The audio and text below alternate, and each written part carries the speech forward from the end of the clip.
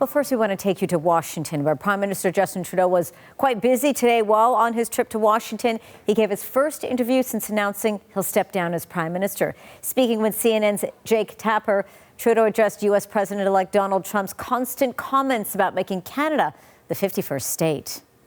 President-elect Trump has been needling you a bit, calling you Governor Trudeau, talking about making Canada the 51st state. Did you have any interaction with him today? No, not today. But that's not going to happen. Canadians are incredibly proud of being Canadian.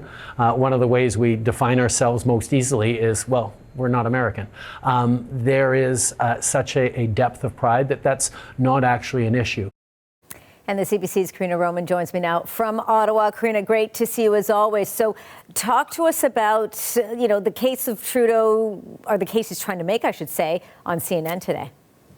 Well, obviously, he was responding to Donald Trump's threats to inflict economic harm on Canada as part of a bid to make Canada the 51st state. Obviously, Justin Trudeau said that's not going to happen, but he also went on to give his explanation of what he thinks is really going on. So have a listen to that.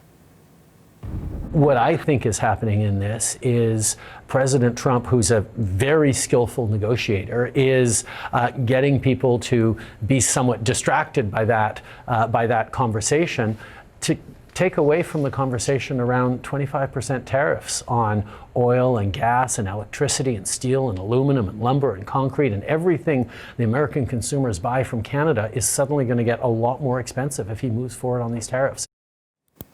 Now, Jake Tapper also asked Trudeau about the retaliatory tariffs that might come into place if Donald Trump goes ahead. These would be on American goods coming into Canada. Also asking Trudeau what, if there are ones that are going to happen, what would be most effective.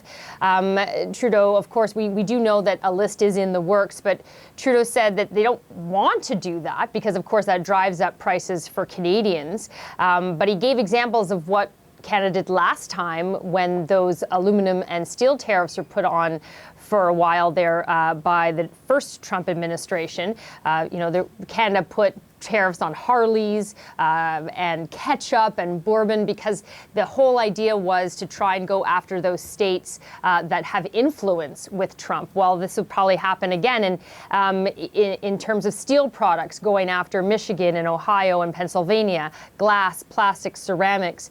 And we heard from the trade minister just yesterday, Mary Ng, pointing out that 36 states in the United States, Canada is the #1 customer. So we can inflict harm as well, but Trudeau saying we don't actually want to do that. He tried to make the case that we shouldn't be fighting against each other, that we should be working together to get off Chinese lithium or Russian titanium and not be targeting each other. He was asked by Jake Tapper whether his resignation as party leader and prime minister had anything to do with Donald Trump's re-election. He said no. He talked about how most incumbent governments right now are struggling because of inflation, and even if inflation in Canada isn't as bad as it is somewhere else, people are still feeling the pain.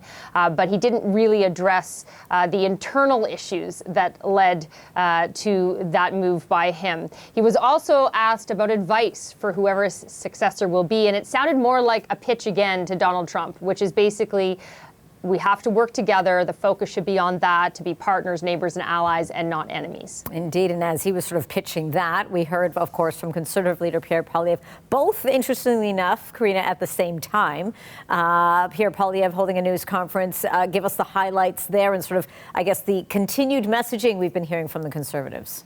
Yeah, what he was trying to do was remind voters of the very reasons that have led to his long time now surge in the polls. So inflation, cost of living, affordability, arguing that it doesn't matter who the next Liberal leader is because whomever he's going to run against in the election. He said he'll be running against Justin Trudeau because whoever replaces him will be just like Justin Trudeau. He also had a bit of a lecture for the government about what to do in the face of this threat of 25% tariffs, saying that, they should be talking to workers and unions and business leaders in the U.S. about what those tariffs will mean for them. I'm pretty sure most people realize that that is what the Canadian government says it's doing. But then Pierre Poilievre was asked by reporters, well, what are you doing? Are you talking to Americans and trying to make that case? Here was his answer. Look, I'm not Prime Minister. I respectfully ask the Canadian people to give me the chance to serve them in that role. But that's why we need an axe the tax election now. I need the mandate. The mandate to put our country first, to make the case to the Americans, to bring home production and paychecks to this country, to take back control and end the NDP Liberal chaos. The only way to get that is with an axe the tax election, and that's what I'm calling for Justin Trudeau to launch today. Now, I will point out that there are others who are also not Prime Minister who are taking on this Team Canada approach and talking to Americans. And there is a person, an MP in the Conservative caucus who is very good friends with Vice President J.D. Vance. So there are some opportunities there that he may get pressed on in the future about why he's not doing more on that. He was also asked a question about why, in the face of this threat from Donald Trump, this escalation in his musings about Canada and Canada's sovereignty, would he still be talking about axing the tax and having that slogan? Like, has the ballot question not changed fundamentally? And he said they're interconnected, that the fact that we have a carbon tax makes us uncompetitive compared to the U.S., that it's actually a gift to Donald Trump to have the carbon tax because of that, and it makes Canada vulnerable. So that was his answer to that question, but I don't know how that will satisfy voters as we get closer to an election and in an election, depending, of course, on what we see coming from Donald Trump. And if there is more of what we've seen recently, people may be shifting to thinking about actually not about axing the tax, but about who is best suited to go up against Donald Trump. Indeed. And as we mentioned there, his inauguration just over a week away, Karina. Interesting times definitely ahead in the days and weeks to come. CBC's Karina Roman for us in Ottawa. Thank you so much for this. You're welcome. All right, I want to bring in Laurie Williams now, political science professor at Mount Royal University, joining us from Calgary. Laurie, great to see you. Good to see you, Angie. I know you were watching it very closely. Give me your impressions of that interview Justin Trudeau had on CNN. I think he hit a number of important points. Just noting that the friendship, if you like, between the two countries, the mutual interests that are at stake here, the costs, explaining what tariffs will actually do for affordability for people in the United States, and sort of at the same time as acknowledging Donald Trump's political skill, just exposing that to some degree some of these comments that he's making are a distraction from questions around what tariffs will actually do. I thought some of the language that he used, particularly around having no choice but to hurt Americans, or words to that effect, I don't know that that's the language I would have used. I would have said, Canada will have no choice but to respond in kind if this is what is put in place. We have no choice but to do that for the sake of the well-being of our economy and our citizens.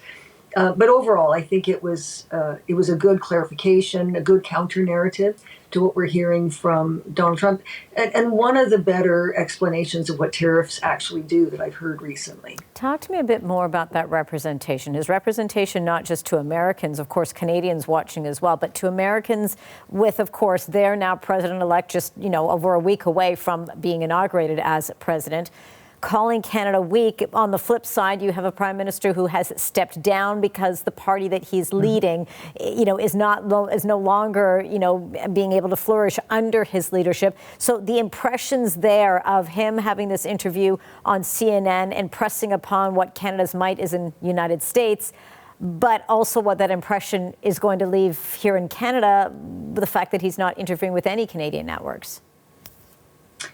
Yeah, and I think that's an important point. I think, in Canada, want a lot more clarity about what the Team Canada approach to this set of challenges is going to be, and we haven't received enough on that. We, at this point, don't even know what the process will be for the selection of the next leader of the Liberal Party and the next Prime Minister of Canada. I would have hoped that over the holiday break that we would have had a bit more clarity about what that process would look like. A little less, if you like, uncertainty would be very welcome at this point in time. And I think Justin Trudeau can very productively engage Canadians, reassure them about what it is that Canada is doing, what's worked in the past, what they're working together to do now, speak with and work with premiers and other leaders across the country to try to, again, have that united front that was more effective in the last Trump administration. And he did make a point to say, I've got the 2 months here. As 2 months as Prime Minister, I will certainly be doing the work. Do you think he can have enough of an influence then when we're talking about these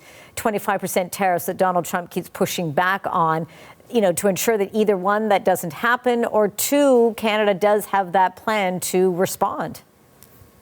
I think it's really important that we not focus on any one individual. I mean, we've heard lots of criticism from Donald Trump against Pierre Poilievre, Justin Trudeau, and others. That's going to happen. And frankly, I think the more effective the strategy from Canada is, the more we can expect some of those criticisms.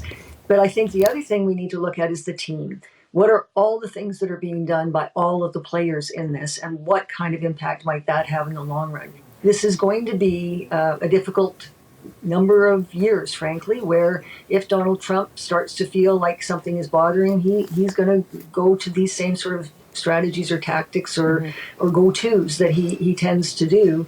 And the only way to effectively respond to that is not to reason directly with Donald Trump, but to connect with people that he cares about, that he listens to. So if it's going to affect the stock market, if it's going to affect voters that might make it more difficult for him in the next midterm elections, if it's affecting people and constituencies that he cares about, that's much more likely to have an impact on Donald Trump than a meeting one-on-one. It's got to be a sort of a full court press across a number of different fronts, and it's going to have to be sustained. This is a long game, and we're not necessarily going to see successes or failures in a matter of weeks. Before I let you go, Laura, I've got about 30 seconds or so left. What are you going to be watching for in terms of sort of what's going to happen in the next little bit there, but of course the strategy on Canada's part?